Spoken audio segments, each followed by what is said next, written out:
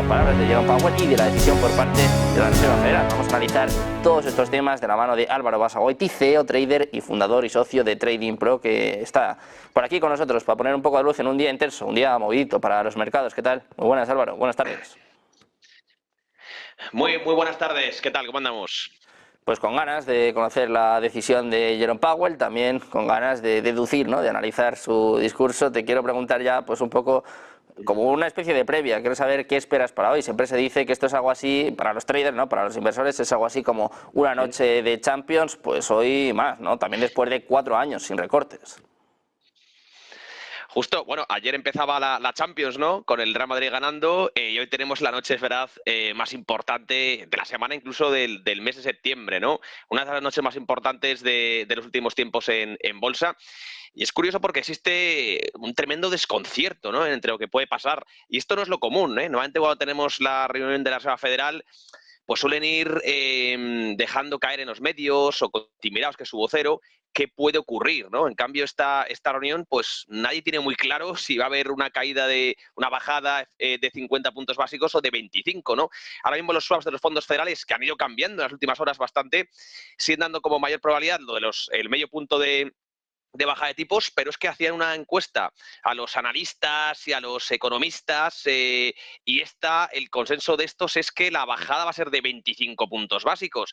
Yo, si me preguntáis mi opinión, yo creo que van a ir por ahí los tiros, que sea una bajada de 25 puntos básicos, pero bueno, vamos a ver. Efectivamente, creo que sería bastante más positivo al mercado si al final bajamos 25 puntos básicos que 50. ¿Por qué? Porque si hacemos una bajada de 50 puntos básicos es que hay algo que nosotros quizás no estamos viendo, pero que ellos sí están viendo, y es que se está rompiendo algo en la economía americana, o que el Tesoro americano está presionando mucho a la Reserva Federal para que baje los tipos de interés. Eso tampoco es bueno, porque muestra una falta tremenda de independencia que se supone que tiene que haber, ¿no?, entre el gobierno y el Banco Central, en este caso la Reserva Federal. Claro, la pregunta es precisamente esta, Álvaro. ¿Hasta dónde va a llegar el recorte y, sobre todo, cómo se lo va a tomar el mercado? Porque la cosa ahora mismo es que es muy difícil acertar, ¿no? Con 25 puntos básicos se puede decir que se queda corto, se puede decir que llega tarde, después de 4 años, después de que el Banco Central Europeo además se adelantara, pero también si son 50 puntos, pues hay alguno que puede decir que se ha pasado, ¿no? Que igual la economía de Estados Unidos, que igual el sector del empleo está peor de lo que nos estaban contando y a lo mejor el efecto es adverso, ¿no? Es que, claro, es una decisión muy difícil, ¿no? Un dilema el que tiene hoy Jerome Powell. Sí, yo creo que hasta hace poco no lo tenían claro ni ellos, ¿no?, de qué hacer, si bajarlo más tranquilamente. Yo creo que lo van a bajar 25 puntos básicos y harán bajadas mensuales. Vamos a ver, igual me equivoco y hace una bajada de 50 puntos básicos. Y es que, efectivamente, por mucho que se esté enfriando el mercado laboral, que es verdad que lo hemos visto en los últimos datos, todavía está lejos Estados Unidos de poder ver de horizonte una recesión. Yo no creo que estemos cerca de la recesión, por mucho que se hable de esta recesión, de que puede llegar, que si se ha invertido la curva de tipos, la inversión más larga de la historia, que cuidado cuando se desinvierta, que ponga las caídas en bolsas. Todo eso está claro, ¿eh? Pero de momento los datos del PIB, es verdad que está inflado por el gasto fiscal y que es diferente que otros casos, pero el PIB está muy lejos de entrar en terreno negativo y yo no veo recesión de trasfondo, por lo tanto veo precipitado que se bajen 50 puntos básicos, o quizás que algo que no estemos viendo. Lo que tenemos claro, y la pregunta que hay que hacerse ahora mismo, es si Estados Unidos, lo que estaba justo planteando, ¿no?, si queremos que va a entrar en recesión de aquí al año que viene o no. Obviamente algún día llegará una recesión, pero hablamos a corto plazo, ¿no? ¿Por qué? Porque nosotros lo que tenemos que ver es qué hacen los mercados cuando bajan los tipos de interés, ¿no? El SP500, me ha dado una estadística que es muy interesante, y es que el SP500 normalmente sube entre un 10 y un 17% después del primer recorte de tasas si no hay recesión, pero cae entre un 15% y un 20% si efectivamente hay recesión. O sea, que claro, el hecho de que haya una recesión o no va a implicar que la bolsa suba o caiga. Yo, de momento, y voy a dar mi opinión, no veo recesión de trasfondo en Estados Unidos.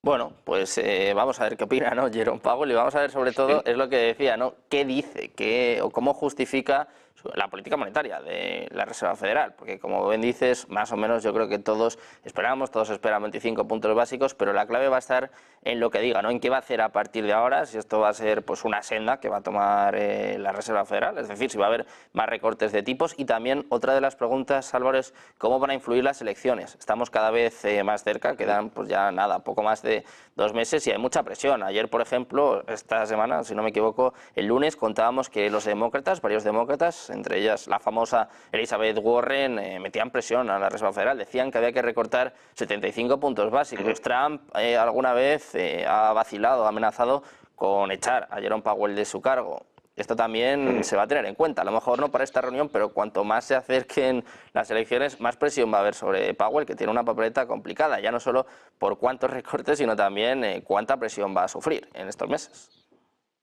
Sí, está claro. Y además es vergonzoso, ¿no? Que veamos presión de los Justo. políticos a la Reserva Federal cuando se supone que tiene que haber una independencia, que no la hay, ¿no? Pero bueno, que se supone que la tiene que haber.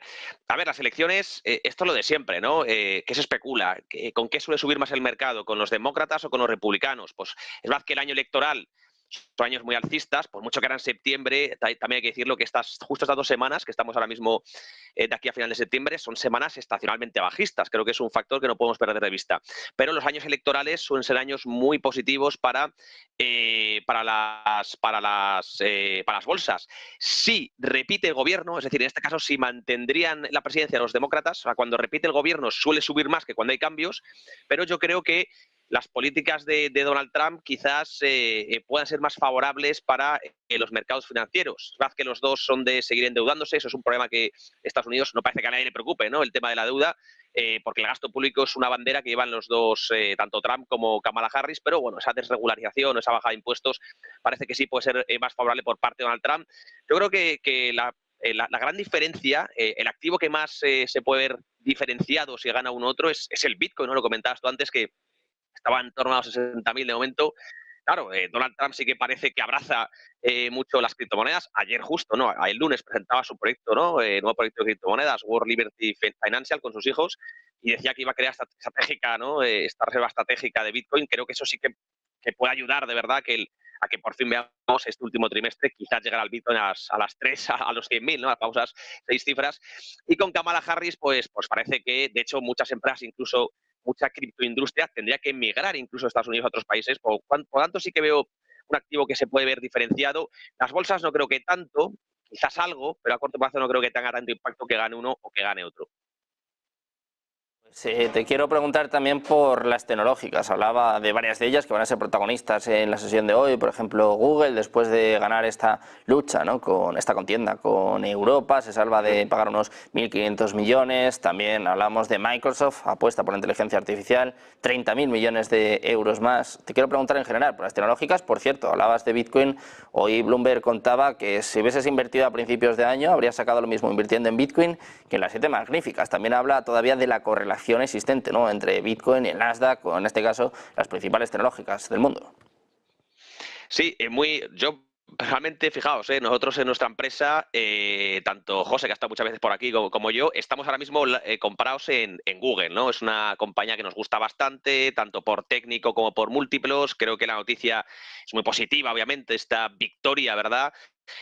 Frente a la Unión Europea. O sea que a nosotros personalmente es una acción que nos gusta bastante para volver a buscar esos máximos, incluso romperlos, máximos históricos también de Google. O sea que por ahí sí que nos parece una compañía muy interesante y a seguir de cerca. Microsoft también ha tenido investment, ¿no? en inteligencia artificial de la mano también con BlackRock. Creo que es importante porque, claro, ahora se invierte en inteligencia artificial y es el catalizador más importante de las bolsas, ¿no? Cada vez que suena la palabra inteligencia artificial, por ejemplo, en una conferencia, pues las acciones suben rápidamente. Entonces creo que estas inversiones siempre gustan a los inversores y todo lo que se haga en relación a IA es muy positivo. O sea que también mirando de cerca, obviamente, este proyecto de BlackRock y Microsoft. Y efectivamente lo que comentabas de Bitcoin. Bueno, la correlación en las últimas semanas es brutal del Bitcoin con con las tecnologías, con el sector tecnológico. Estamos hablando de una correlación de por encima casi, o sea, de casi el 95%. Claro, es que ahora mismo si sube el Bitcoin, suben las tecnológicas, y si baja el Bitcoin, bajan las tecnológicas. A mí me gustaría, y esto ya es una, una cosa, no es una realidad, que se descorrelacionara un poco más, porque yo veo al final personalmente más al Bitcoin no tanto como un activo de riesgo, sino más como una reserva de valor, ¿no? Un poco más como sería el oro, que este es otro que sigue subiendo y que no para de subir. Entonces, veamos si se va descorrelacionando y veremos también si al final llega esa recesión, que yo todavía no la veo, cómo se comporta el Bitcoin, porque recordemos que el Bitcoin jamás se ha enfrentado a una recesión, tuvo el COVID, pero eso es un poco más coyuntural, ¿verdad? Pero una recesión puramente técnica nunca la ha tenido, o sea que veremos cómo se comporta. Quizás también veamos calles importantes, que esto nadie lo quiere comentar. De terminar, Álvaro, te quiero preguntar por el dato que hemos conocido hoy, este inicio de construcción de viviendas en Estados Unidos. El consumo interno es precisamente una de las cosas que preocupan a Jerome Powell y al parecer, bueno, pues ha sido un dato bastante positivo, bastante por encima de las expectativas. Por ejemplo, en agosto, es decir, en tasa mensual, 9,6%. ¿Cómo valoras este dato que acabamos de conocer? Pues justo un poco en la línea de ayer tuvimos las ventas minoristas, que hombre, tampoco fue un gran dato, pero desde luego tampoco fue catastrófico. Un poco lo mismo que hoy. Es decir, se está hablando mucho de recesión, se está hablando mucho. Se está hablando de recesión, no ahora, ya no sé si son 2 años, pero desde luego desde marzo de este 2024 se está hablando de recesión y no acaba de llegar, ¿no? Pero es que vemos que los datos macroeconómicos, que sí, que se enfría un poquito el mercado laboral, pero sigue siendo un mercado laboral todavía fuerte si lo comparamos con otras grandes crisis, ¿no? Los datos de consumo interno, los datos de ventas minoristas no son tan malos, ¿no? El dato del PIB no es tan malo. Está muy dopado todo, obviamente, por ese aumento fiscal de gasto, están dopando con mucho gasto público. Así vemos que lo más preocupante quizás no es tanto los datos macroeconómicos, sino el nivel de deuda, ¿no? Esto lo comentaba el otro día Elon Musk, que le quiere poner del propio Donald Trump para controlar un poco los gastos del gobierno. Lo que me parece a mí perfecto, lo deberían hacer todos los gobiernos del mundo. Entonces, si analizamos los datos de hoy, los datos de ayer, ya veremos también los datos que nos siguen llegando, sobre todo de inflación, que habrá que ver si repunta o no. Pero yo sigo viendo una economía bastante resiliente, sigo viendo una economía americana fuerte y no veo, desde luego, nubarrones de recesión ni de estancamiento. Desde luego, ese hard landing yo no lo veo, y ese soft landing que tanto promueva Powell, que probablemente hoy lo diga en la conferencia varias veces, yo creo que sigue siendo de momento la opción más probable. Bueno, pues muy pendientes, desde luego, de Estados Unidos, de si hay o no recesión, y ya, pues como venimos diciendo, ¿no? Todos pendientes, expectantes ante la reunión de la Reserva Federal. Muchísimas gracias, Álvaro, por estar con nosotros. Un placer. Muchas gracias. Muy buen día. Un placer como siempre. Buen día.